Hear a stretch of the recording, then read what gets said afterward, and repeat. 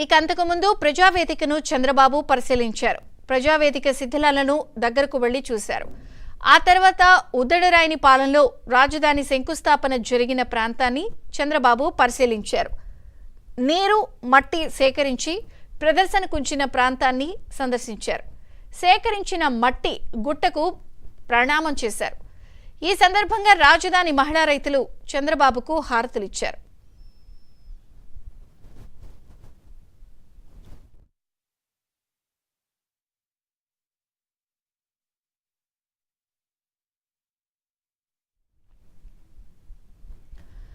Assembly, సచివాలయం, రాజ్భవన్ వంటి iconic భవనాల కోసం పునాది వరకు నిర్మించారు.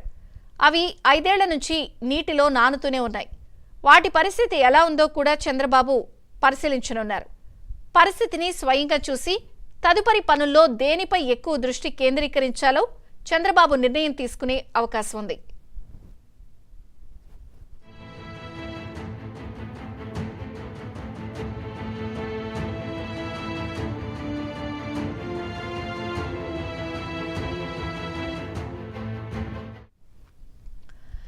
రాష్ట్ర రాజధానిగా అమరావతిని దేశంలోనే వినూత్న నగరంగా నిర్మించాలని నాటి టీడీపీ ప్రభుత్వం నిర్ణయించింది. రాజధాని నిర్మాణానికి సింగపూర్ ప్రభుత్వం మాస్టర్ ప్లాన్ తయారు చేసి ఇచ్చింది. మాస్టర్ ప్లాన్ ప్రకారం 217 కిలోమీటర్ల పరిధిలో రాజధాని నగరం ఉంటుంది. 16.9 చదరపు కిలోమీటర్ల విస్తీర్ణంలో కోర్ రాజధాని ఉంటుంది. ల్యాండ్ పూలింగ్ విధానం ద్వారా కేవలం 58 రోజుల్లో రైతుల నుంచి 34,000 ఎకరాల భూమి సేకరించారు. రైతులు తమంతట తాము క్యూలైన్లో నిలబడి భూములు ఇవ్వడానికి సంసిద్ధత వ్యక్తం చేయడం మొత్తం దేశంలోనే ఒక విజయవంతమైన నమూనాగా నిలిచింది.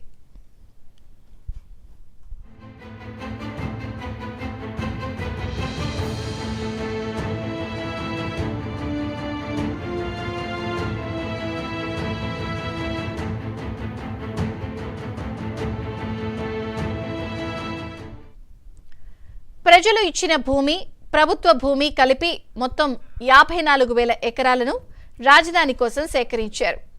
రోడ్లు, నిర్మాణాలు, రైతుల వాటా కింద తిరిగి ఇవ్వాల్సిన భూమి పోను ప్రభుత్వానికి రాజధానిలో 8,000 ఎకరాలు మిగులుతుంది. ల్యాండ్ పూలింగ్ కింద మొత్తం 29,881 మంది రైతులు రాజధాని నిర్మాణానికి భూములిచ్చారు. కోర్ క్యాపిటల్ ప్రాంతంలో నవనగరాలు నిర్మించడం ద్వారా నలుమూలలా ప్రగతి బాటలు వేయాలని ప్రభుత్వం అప్పట్లో నిర్ణయించింది.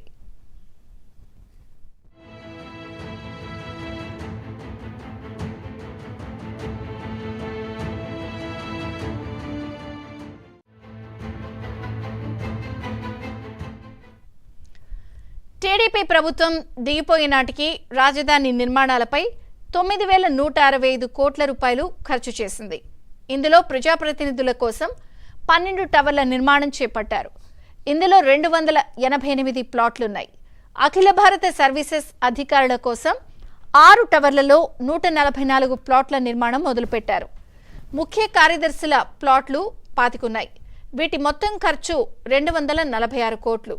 గెస్టెడ్ అధికారుల కోసం 384 ప్లాట్లతో 4 టవర్లు, టైప్ 2 కింద 336 ప్లాట్లతో 4 టవర్లు చేపట్టారు.